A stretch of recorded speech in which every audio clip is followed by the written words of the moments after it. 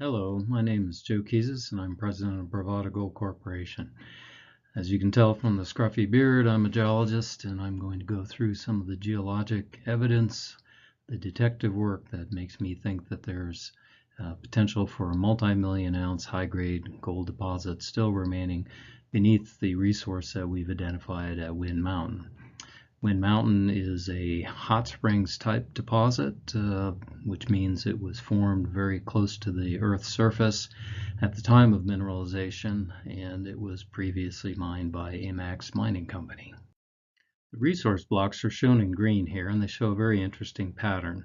The Wind Mountain Fault is younger and has offset the west side where the Breeze Pit is from the east side where the Wind Pit is. If you put those two together, though, there's a very interesting wedge shape to the mineralized blocks. So the blocks become thinner as you go to the north, they get thinner as you go to the east, and they get thinner as you go to the west. And in fact, the thickest zones are in our Deep Min discovery, which we made in 2007, and also near the southern end of the open pit. Well, it makes sense that if there is a feeder zone, that it would be near the thickest mineralization, and of course that's why we chose the area of hole WM 17-98. Okay, so why do we care about the feeder zone? The reason is that that's typically where the highest grade mineralization occurs. So the picture on the upper left-hand side here is a sample from the bottom of the pit. This is collected by Cal Payne and as part of his master's thesis work. The black outline is an area that he cut, a very small block, and you can see two structures that cut across it. The black is very dense rock that's been silicified. The two fracture zones, you can see one rusty on the southeast corner, the lower right corner, and a smaller one to the upper left. The block adjacent to that, follow the red line, you can see the rusty fracture zone as well. And if you follow that red line again to the far right hand side, you see gold. And basically what this technique does is it takes a number of point sources and analyzes it, basically zaps the rock and measures the amount of material, the element within that. And so in gold, which you're seeing in the upper right hand side, you see the yellow is basically about a ½ ounce per ton gold concentration for that point. It's a very small point source. The red is up to 1 ounce per ton. The smaller fracture on the left-hand side has lesser amounts of gold. But what's important here is that in between these two fractures, there's essentially no gold. Take a look in the lower left and see what silver does. 100 ounce per ton is anything that is yellow. Very strong mineralization, again, in the fractures, particularly the larger rusty fractures, and almost nothing in between. You see the same thing with mercury and arsenic in the other two slides to the right of the silver. So what that's telling us is that as the fluid has a lot of metal in it, and where you can get a lot more fractures, you can get a lot more grade. So we assume the majority of the fractures will be in the feeder zone, and we also assume that the thickest mineralization would be closest to the feeder zone. So we set up in the south end of the southerlymost pit, where we cited our hole number 98, drilled through resource blocks, got similar numbers to what we expected, got a little bit of a halo below that, drilled through the base of the silicification, and then went into fresh volcanic rocks, and then farther down into the hole drilled into sediments that were essentially unaltered. So that indicates we probably did not go far enough to the south. So where is the feeder zone? We can look at the center that's exposed in the pit, and you may have seen this slide here from the presentation I did on Highland a while back.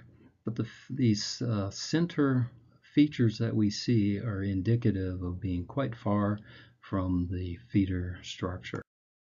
So let's take a look at what is south of our hole number 98. You can see from this area here circled in the dashed white that it's an area of some exposure, and there's quite a bit of color in the surrounding area. The Google Earth image is remarkably clear, and what I've done here in orange is outline the veins that are sticking out of the ground. Now these are calcite with a little bit of quartz.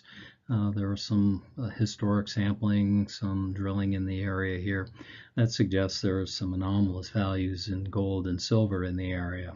We weren't sure if these were pre-mineral, late mineral, or totally unrelated to the gold deposit, but now, given the vector we're getting from our previous drilling, we're having a reevaluation of this area. The pattern of these veins is a very common cymoid pattern, which is very useful because it predicts where the open zones are, in this case to the northwest.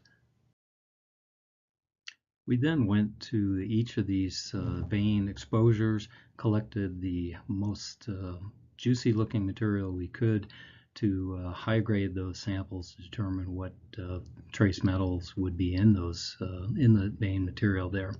And the pattern again gives a bullseye, which you can see in the gold or orange colored pattern there. Selenium is almost identical, and some of the cooler elements are a little bit farther out, things like mercury.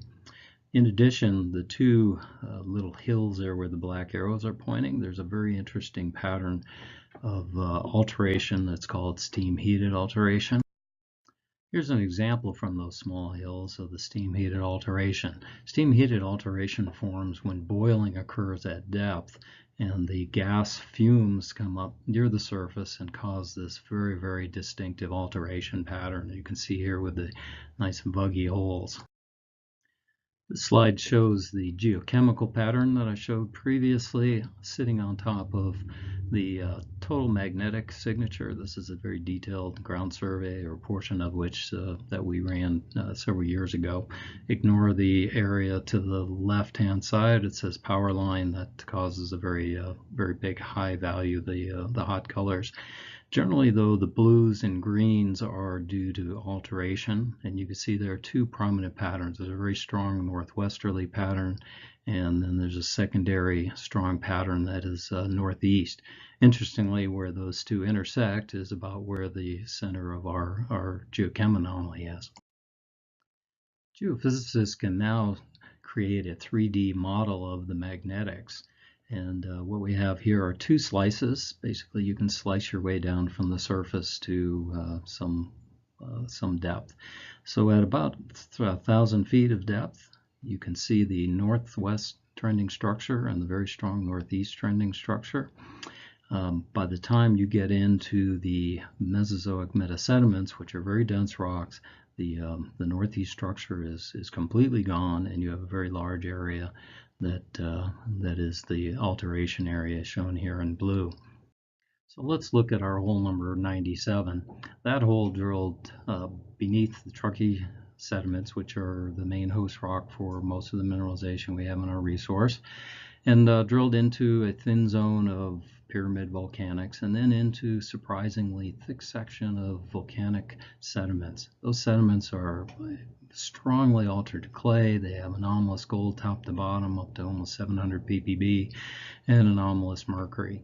So that would indicate to me that we're pretty darn close to a feeder zone. Going to the north of our hole, that's the area where we find the steam heated alteration. That's the area of our geochem bullseye. That's the area where the two magnetic structures project to intersect. And there's quite a bit higher anomalous silver than gold in the shallow drill holes in there. That's a feature that is often seen in these epithermal systems, more silver rich higher in the system and more gold rich as you get deeper. So our target is basically a funnel-shaped feature that would be filling the permeable sediments as they pop through the Mesozoic metasediments, which are very dense, and then blossom out into this nice funnel-shaped feature. Now, some of these, there are some examples of similar type feeder structures in these similar type deposits to Wind Mountain. The Highcroft deposit has the vortex zone, which is a funnel-shaped feature. Is not fully drilled out, but that's what it appears. There's some sulfide-rich material that's down the mineralization at Florida Canyon, and the grades at both of those areas are significantly higher than the shallow mineralization. So it's a very attractive target. It should be easier to find and should be amenable to potentially open pit mining, given the shape. So we're excited about finding a partner to help us make that discovery.